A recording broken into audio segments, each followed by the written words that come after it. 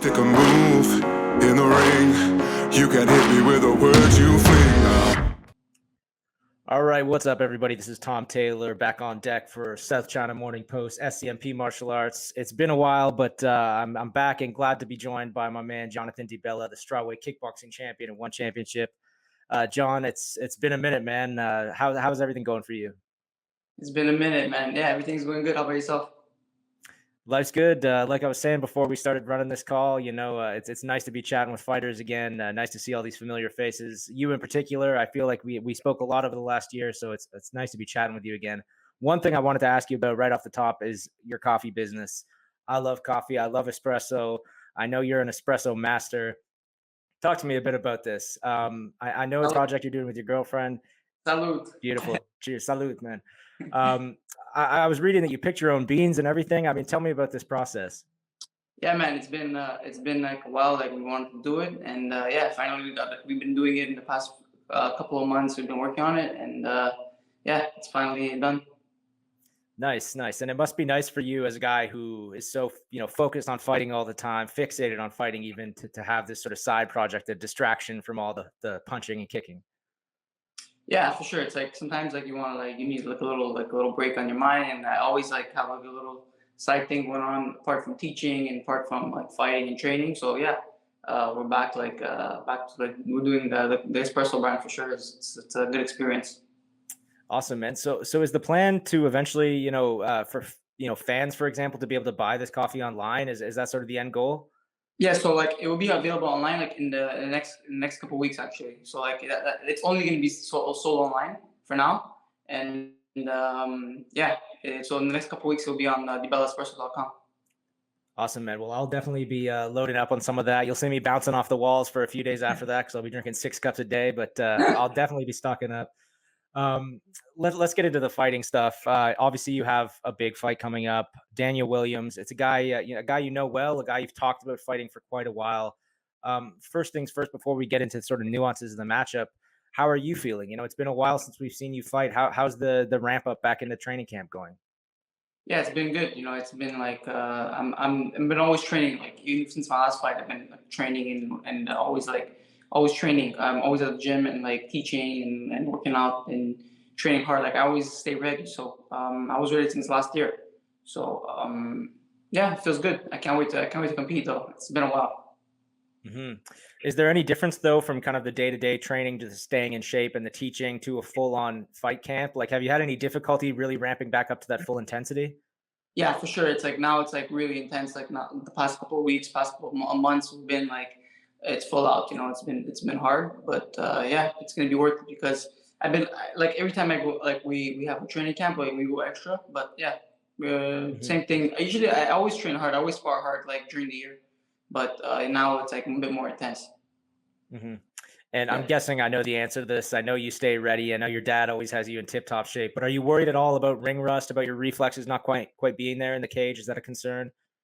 No, not really. Last time it was like 3 years since I haven't fought. So now it'll be a little bit less. Hopefully it will keep going down and down. Like last year was like 1 year. The time before that was like hmm 3 years. So yeah. Well, I think it's gonna be good. I'm not worried. Awesome, man. Awesome. And just on a personal level, I mean, this must feel really good for you too. I don't know how you feel about doing interviews with guys like me, but just leading up to a fight again, to be back in the thick of it, training, preparing for a fight, it's got to feel pretty exciting after so long away, right? Yeah, for sure. Like I'm back to like staying focused. I'm always staying focused, but like I'm back to like getting ready for something. And yeah, it's exciting for sure. hmm Especially on a big card. So it's good. Yeah, it's a huge card for a lot of reasons. A lot of great fights on this card. Yours, of course, is one of them, and also it's in Lumpini, which is always a big deal. I don't believe you fought there before. I mean, how do you feel about fighting in this iconic Thai stadium? Yeah, it's cool, man. It's like it's been a dream come true for sure. I fought like at Madison Square Garden like 5 times, so like now I'm going to the other side of the world and fighting at the historical Lumpini Stadium is it's even cooler. So I'm gonna be like it's another check off my list. You can kind of travel around the world checking off these iconic arenas. Maybe next year you can go to the Saitama Super Arena in Tokyo or something. Just keep Yeah, crossing these. Yeah, yeah, that's cool, man. for sure. Well, let's talk about Daniel. As I said, he's a guy you've been talking about fighting for a while. I know there's a lot of mutual respect between you two, a lot of mutual interest in fighting each other. First and foremost, before we get into the nuances of the matchup, what do you think of this guy as a fighter? Do you enjoy watching him as a fan? Yeah, he's very exciting. So he's a fan favorite fighter to watch for sure. Like any fight you watch with him, he's gonna come ready, and he's gonna come to show up, and he's gonna come prepared to win any. He's gonna come to brawl. He's gonna come to hurt you. So I'm very excited about this. Yeah, he's a great fighter, and it's always exciting to watch him fight, win, lose or draw. Now, one thing that you will certainly be asked about in the lead up to this fight, and him as well, is his recent record. He's lost his last two fights. Not exactly what you typically expect from a title challenger, but like we said, he's proven himself at this point. Do you consider him like a real valid threat to the title, or just the best option available right now? Yeah, for sure. I always feel any opponent is especially like he's ranked like in the not only in kickboxing but in Muay Thai. So like he's gonna come in. He's been with the best. Like, he's been with Rotang at heavier weights. He's been with the best, like number one with Rotang and Super Leg. So now it's at his weight, and he will be even better, even more stronger and more fit. So I'm ready for that. So I'm very excited, and I think he merits a title shot for sure. Yeah, well said. And people talk about his last loss. It was, of course, quite a tough loss, but he was fighting Superlek on short notice. It sort of goes without saying that you might have a bad night at the office in a fight like that. So watching those two losses, though, is there anything you could kind of pull from those losses, particularly the Superlek fight? Anything you saw that you feel like you can expose in this fight?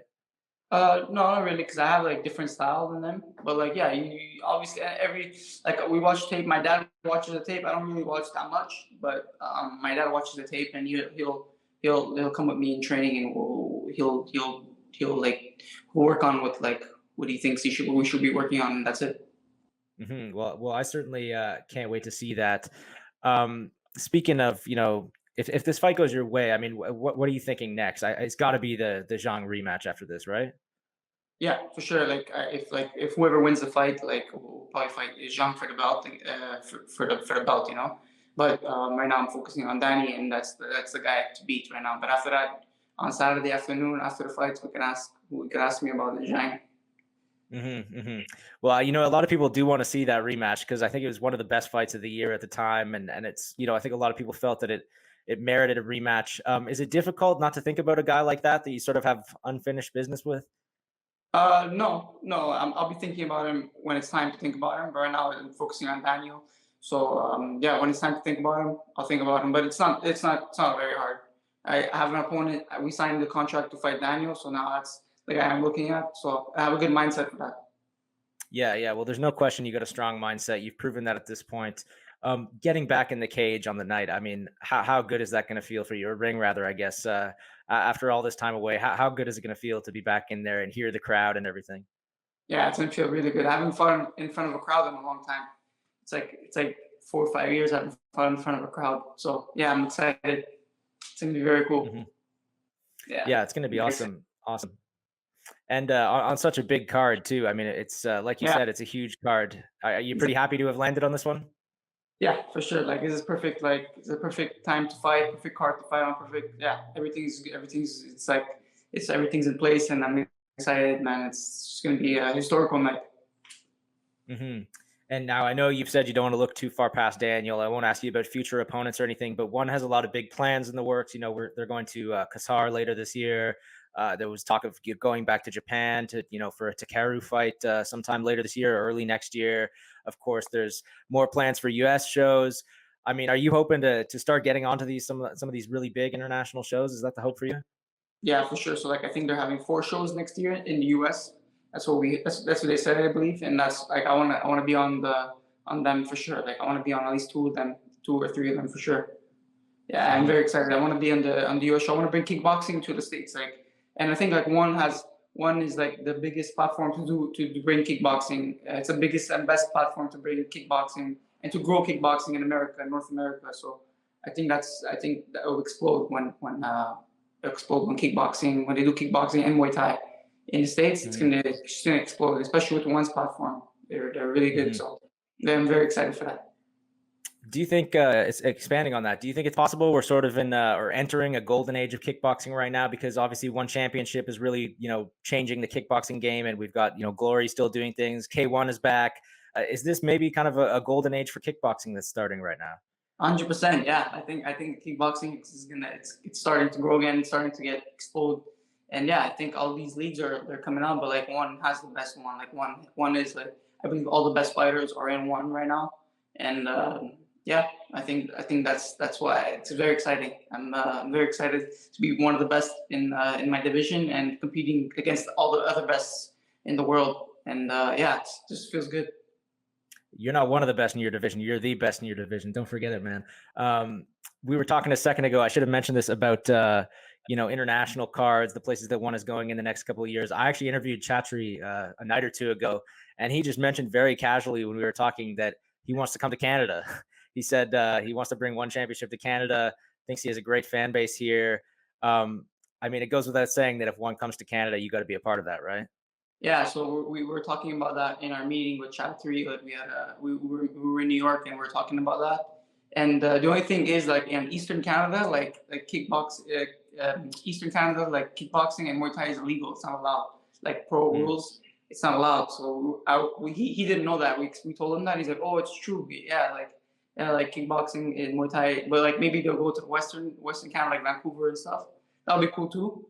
Yeah, but like I think like New York City is the closest to the East Coast, and like New York City is the closest on the East Coast to Toronto or Montreal, like where the big fans are. And Mhm. I think that's a place to do it, like New York. I feel like everybody from Canada and like Eastern Canada will drive to New York. It's not far. It's only like a 5 hour drive, so I believe that'll be cool. But also Vancouver is cool too. Yeah. Yeah, I mean, New York goes without saying. One championship has got to get there soon. I would certainly make that drive. And Vancouver, great idea as well. Like I can imagine, a Vancouver card with you headlining. Maybe you got Bibiano Fernandez who lives there. Arjun Bular, the former heavyweight champion, lives nearby. I think Angela was actually born in Vancouver. Angela Lee. I mean, they could put together a pretty amazing Canadian card. But we'll save that for another time. Back to your fight. This is a great matchup that I think a lot of fans are very excited for. I know you're not huge on predictions, but how do you see this one going? What can the fans expect? Yeah, man. Just expect a nice bloodbath war, and it's gonna be a good fight. It's gonna be an exciting fight for the fans. The fans will win that fight, and my prediction is just have to win no matter what. Just get the win. Mhm. Well, you definitely have the skills to do that. Let me wrap it up with this. I don't think anyone's forgotten who you are.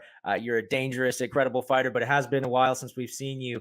What do you say to the One Championship fans that have been chomping at the bit, waiting to see Jonathan DeBella fight again? The people that are waiting to see you back. What's the message? Yeah, just tune in October 6th on Prime Video. It's gonna be for one fight night 15. It's gonna be a great night of fights of striking and enjoy.